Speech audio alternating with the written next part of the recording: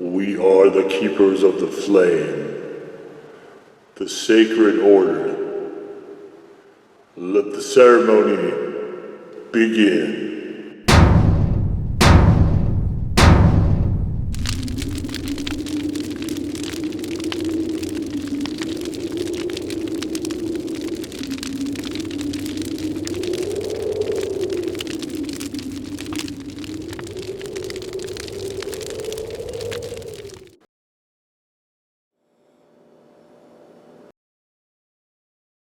And today, faithful acolytes, we take a look at this.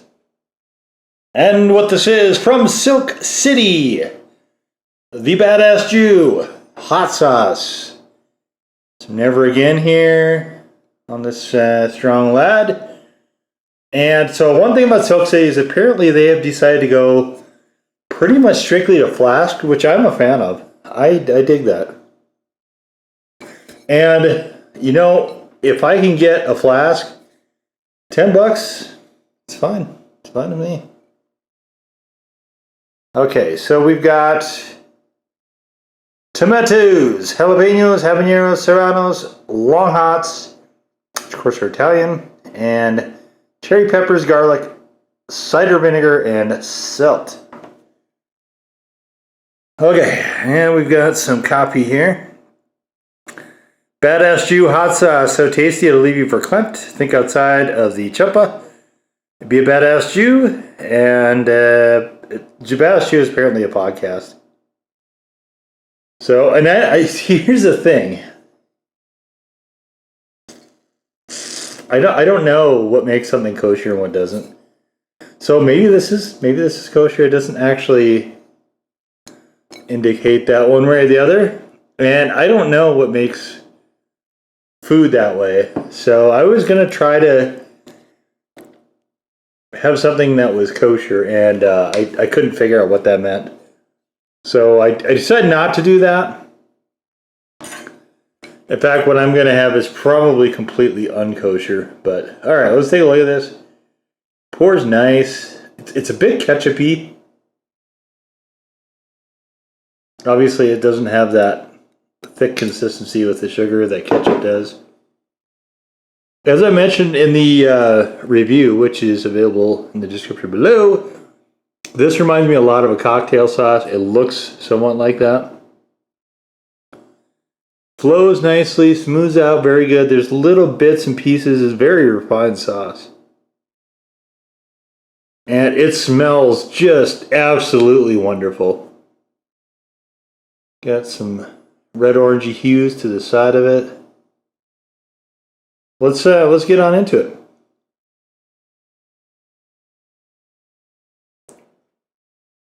So you get some tomatoey right out of the gate there, and it reminds me a bit of a marinara. The flexibility of this is pronounced. You can put it on almost anything. As far as peppers, I'm getting a bit of the jalapenos, touch of the cherry peppers, a little bit of garlic, but it's not particularly hot. There's a lot of peppers in this. There's 1, 2, 3, 4, 5. There's 5 different peppers in here. But because it starts with tomatoes, it is that really is the impression that you get a lot with this. Just an excellent sauce, though. It's really, really, really good. So I was thinking about making some mini pizzas with croissant dough and using this as a pizza sauce, and I think it would actually be really, really good on that, and I might pick up another bottle of this just to try that out.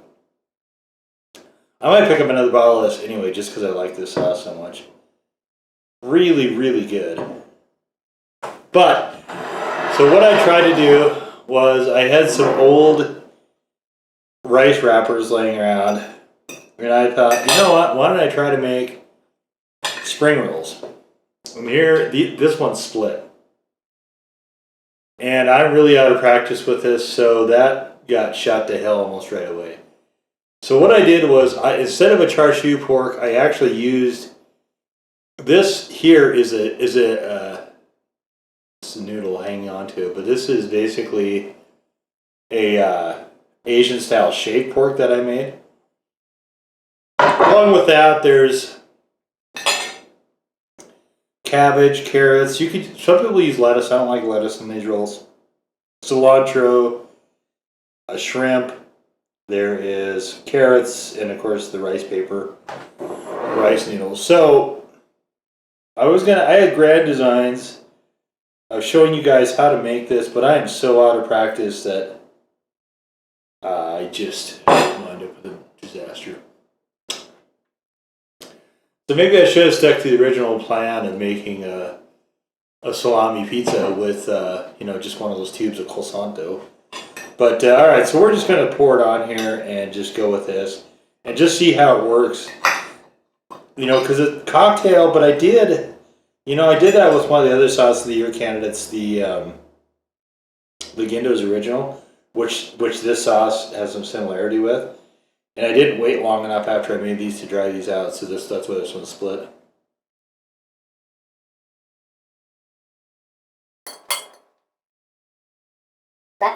That's really good.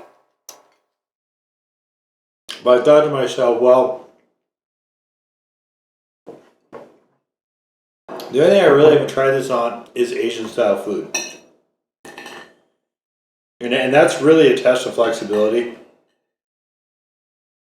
It's kind of like Mexican food, because Mexican food and Asian food are so distinctly their own thing. But trying to find something that merges with them and everything else.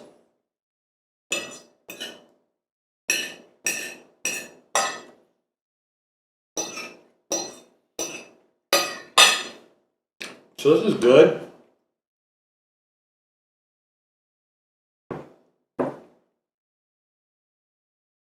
The problem, honestly, here is the tomatoes. You don't see tomatoes in Asian food very much, if ever. And since it's not built to accommodate that, this really is a little bit jarring. It still tastes good, but it's like two different things that taste good.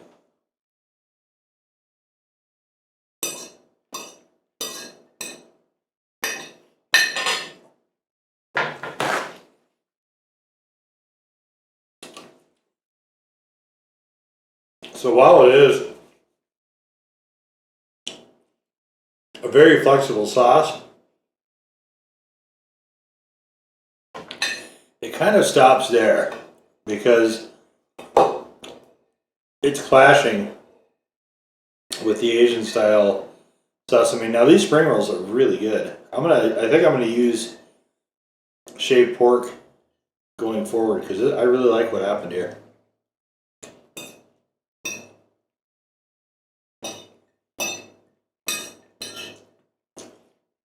I also used expired wrappers. That was probably a mistake.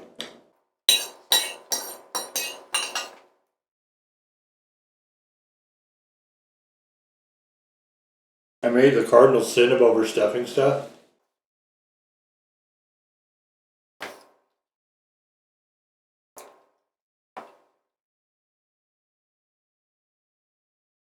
Anything that's wrapped, whether it be spring roll, a burrito, whatever,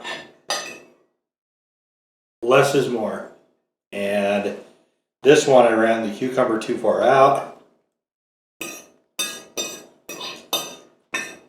Left myself no room to close off the ends.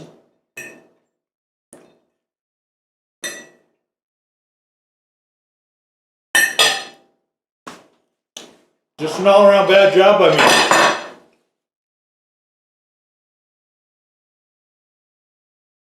The Asian people I know that have restaurants might like the flavor, but they would be bitterly ashamed of my technique. But it still tasted really good. That shaved pork, that combination, so I used a soy, a white pepper, and some ginger garlic seasoning. Excellent. Really, really, really good. Different from char siu though. And it didn't have that classic taste because you have to really have the char siu. So I think I give this one a 1 for heat, and I would say that there's a nice little build from the habaneros into this. Don't see long hots or cherry peppers used enough, so I'm happy to see those in there, but I can't say enough about this. This is possibly the best gateway sauce, I think, for introducing somebody to hot sauce that maybe I've ever had.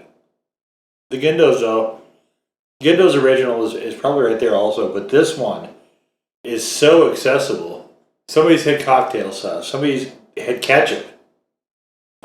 They're going to be able, spaghetti sauce, marinaras, anything like that, they're going to be able to connect with this instantly because it does have that memorable aspect to it. So definitely this is another sauce that I would say everybody should pick up a bottle of. Silk City, very, very impressive. I am going to be looking more into that line coming up in 2022. That is on my agenda. And yeah, just outstanding job. I don't know if that podcast is still around. I don't listen to podcasts. I'm not going to start because I like this sauce. Sometimes you get this vanity stuff and it doesn't work out. This one, though, is outstanding. And what else can I say? It's the sauce of the year contender. So, and you can see, there's, I've been doing a lot of playing around with it. I love this sauce. One of my favorite things is to have it on a scrambled egg burrito. Usually, okay, so I have ham in there, right? Not kosher. I know ham's, like, I don't think any pork is kosher. I don't actually know, but I don't think any is. So scrambled eggs and bacon, scrambled egg, and probably sausage and stuff like that, I guess is probably not kosher or anything like that. But I'll tell you what, this sauce melts with that so nice. I've had shrimp in my breakfast burritos, again, probably not kosher, but just really, really, really excellent. It's a really, really well done sauce. So, but there it is. You guys look at it, not me. There it is. The Badass Jew hot sauce from Silk City. Now go forth in peace to serve the flame.